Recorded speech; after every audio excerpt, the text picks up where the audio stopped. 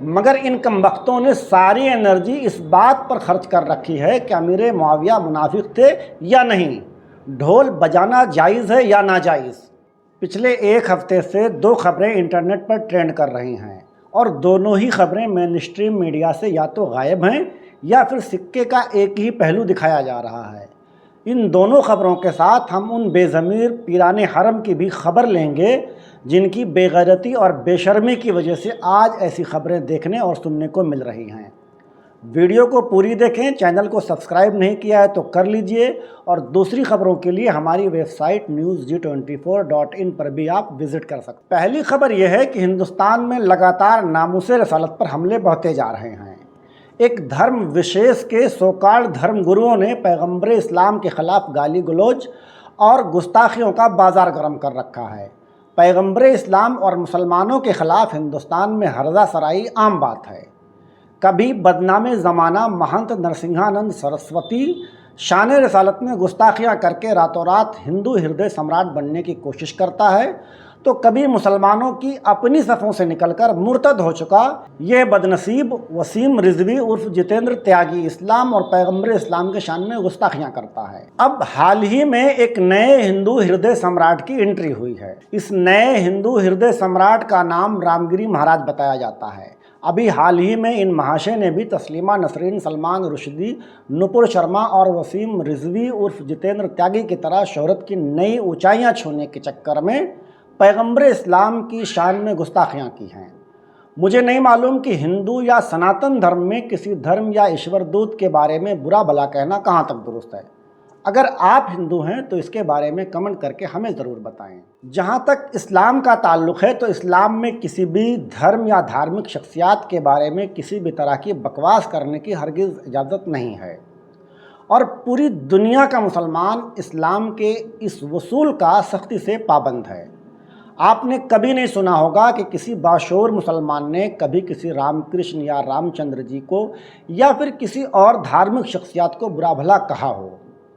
اب ہندوازم یا سناتن دھرم کا اسلام یا پیغمبر اسلام کو برا بھلا کہنے میں کیا فائدہ ہے، یہ فیصلہ ہم بھارت کے ہندوؤں پر چھوڑ دیتے ہیں۔ یہاں ایک بات ضرور کہوں گا کہ اگر اسلام کی آئیڈیالوجی میں اٹریکشن ہے تو اسلام یا پیغمبر اسلام کو گالیاں دینے سے اسلام کو مٹایا نہیں جا سکتا، بلکہ تجربہ تو یہ بتاتا ہے کہ اسلام پر جتنا زیادہ اٹیک ہوتا ہے، اسلام اس سے کہیں زیادہ تیزی سے لوگوں کے دلوں میں بسنا شروع کر دیتا ہے۔ آپ چاہیں تو یورپ اور امریکہ کی تاریخ اٹھا کر دیکھ لیں۔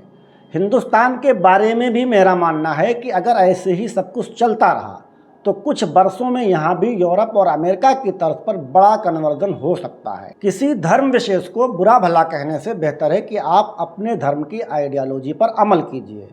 اگر آپ کی آئیڈیالوجی میں دم ہوا تو دنیا خود آپ کو فالو کرے گی، جبکہ گالیاں دینے سے سناتن میں وشواس کم اور نفرت زیادہ بڑھے گی۔ اب دوسری خبر پر بات کرنے سے پہلے یہ ویڈیو دیکھ لیجئے۔ السلام علیکم ورحمۃ اللہ وبرکاتہ۔ اللہ تبارک و تعالیٰ کا بے حد فضل و کرم احسان ہے کہ اس نے ہمیں پنجتن پاک کے صدقے میں ہمیں اپنے مقصد میں کامیابی اور کامرانی عطا فرمائی۔ ہم آج اس وقت 20 اگست 2024 کو شہر بنگلور میں موجود ہیں، اور بنگلور سٹی کے ایک ذمہ دار اور صوفی اسلامک بورڈ کے کرناٹک کے چیئرمین صاحب عالی جناب دولت خان صاحب یہاں پر موجود ہیں، اور میری برابر میں جو بیٹھے ہیں مناظر اعظم اہل سنت عالی جناب مفتی نور العین صاحب مصباحی یہاں پر موجود ہیں۔ ہمارے آنے کا مقصد جو تھا وہ یہ تھا کہ ہمیں منافقت معاویہ پر مناظرے کے شرائط طے کرنے تھے۔ تو کل 19/8/2024 کو ہم نے شرائط مناظرہ کرنے کے لیے بنگلور میں ایک میٹنگ کی، اور اس میٹنگ میں ہمارا موضوع تھا والد یزید معاویہ ابن ابی سفیان منافق اور دشمن اہل بیت ہے۔ یہ کچھ خود ساختہ قابل لیکن انتہائی کم ظرف لوگ ہیں جو خود کو اسلام کا مبلغ یا پاسبان کہتے ہیں۔ یہ وہ لوگ ہیں جو بے وجہ کی بحث بازی میں الجھا کر مسلمانوں کو گمراہ کرتے ہیں۔ دراصل انہیں خود نہیں پتا کہ یہ کس کے اعلی کار ہیں۔ چند سکوں کی خاطر یہ ان مدوں پر مسلمانوں کو الجھانے کا کام کرتے ہیں جس پر بحث کر کے کچھ حاصل ہونے کے بجائے الٹا نقصان ہی ہوتا ہے۔ جبہ و دستار میں چھپے یہ وہ بھیڑیے ہیں جو امیر معاویہ کی منافقت پر مناظرہ کر رہے ہیں۔ ایک گروپ صحابی رسول امیر معاویہ کو منافق کہہ رہا ہے، جبکہ دوسرا گروپ اس کی دفاع کر کے خود کو تیسمار خاں سمجھتا ہے۔ ان نادانوں کو یہ بات کیوں سمجھ میں نہیں آتی کہ امیر معاویہ کو منافق ثابت کرنا یا ان کی منافقت کا دفاع کرنا ان کے بس کی بات نہیں ہے۔ کسی بھی صحابی رسول کی عظمت کا فیصلہ خود رسول اکرم نے 1400 سال پہلے ہی کر دیا ہے، لہٰذا اب اس مسئلے میں پڑنے کا مطلب اپنے ایمان کو داؤں پر لگانے کے سوا کچھ نہیں۔ اتنی سی بات اگر آپ کے سمجھ میں آ گئی ہے تو ایسے کمظرف اور نام نہاد علماء کا فوراً بائیکاٹ کیجیے، کیونکہ ہندوستان میں مسلمانوں کے تباہی کے ذمہ دار یہی لوگ ہیں جنہوں نے مسلمانوں کو اصل مدوں سے بھٹکانے کا کام کیا ہے۔ آج جب پورا ملک اسلام فوبیا سے گرست ہے، ہر طرف شان رسالت میں گستاخیاں کی جا رہی ہیں، ایسے میں ضرورت تھی کہ یہ علماء متحد ہو کر ناموس رسالت کے لیے جدوجہد کرتے، مگر ان کمبختوں نے ساری انرجی اس بات پر خرچ کر رکھی ہے کہ امیر معاویہ منافق تھے یا نہیں، ڈھول بجانا جائز ہے یا ناجائز۔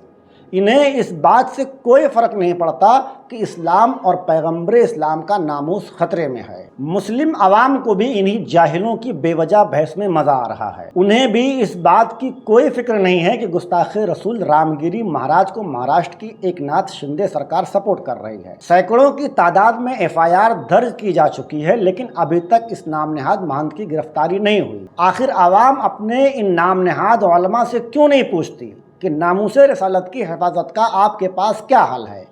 کیا ان مناظروں اور مظاہروں سے اسلام اور بانی اسلام کے تقدس کو بچایا جا سکتا ہے؟ اگر ہاں تو توہین رسالت کے واقعات میں روز بروز اضافہ کیوں ہو رہا ہے؟ اس ملک میں اسلام مخالف سرگرمیوں کی ایک لمبی فہرست رہی ہے۔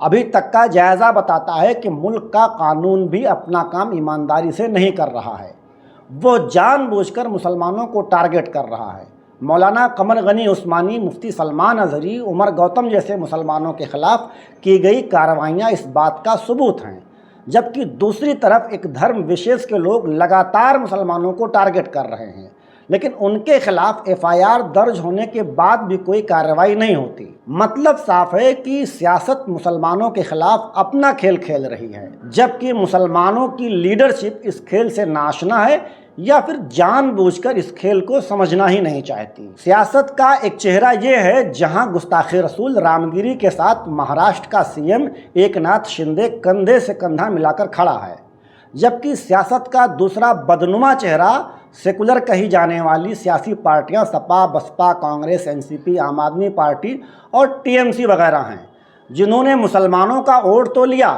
لیکن جب مسلمانوں کو رام گیری کے مسئلے پر ان کی ضرورت پڑی تو سب میدان چھوڑ کر بھاگ کھڑے ہوئے، جبکہ MIM اور پیس پارٹی جیسی چھوٹی پارٹیاں جن کو مسلمانوں نے کبھی اپنا سمجھا ہی نہیں، وہ میدان میں ڈٹ کر ناموس رسالت کی خاطر جدوجہد کر رہی ہیں۔ آج مہاراشٹر میں جتنی بھی FIR رام گیری کے خلاف درج ہوئی ہیں، ان میں MIM لیڈرشپ کا بڑا رول ہے۔ جبہ و دستار میں دکھنے والے یہ علماء کبھی بھی ملی قیادت کا حق ادا نہیں کر سکتے۔ ان بیچاروں کو تو خود بھی نہیں پتا ہے کہ قیادت کس بلا کا نام ہے۔ انہوں نے ہمیشہ خود کو غیر سیاسی رکھنے کا عہد کر رکھا ہے، یہ بھلا ملت کی قیادت کب کرنے لگے؟ قیادت ہمیشہ سیاسی ہوتی ہے، غیر سیاسی کوئی قیادت نہیں ہوتی۔ یہ صرف مکر و فریب ہے۔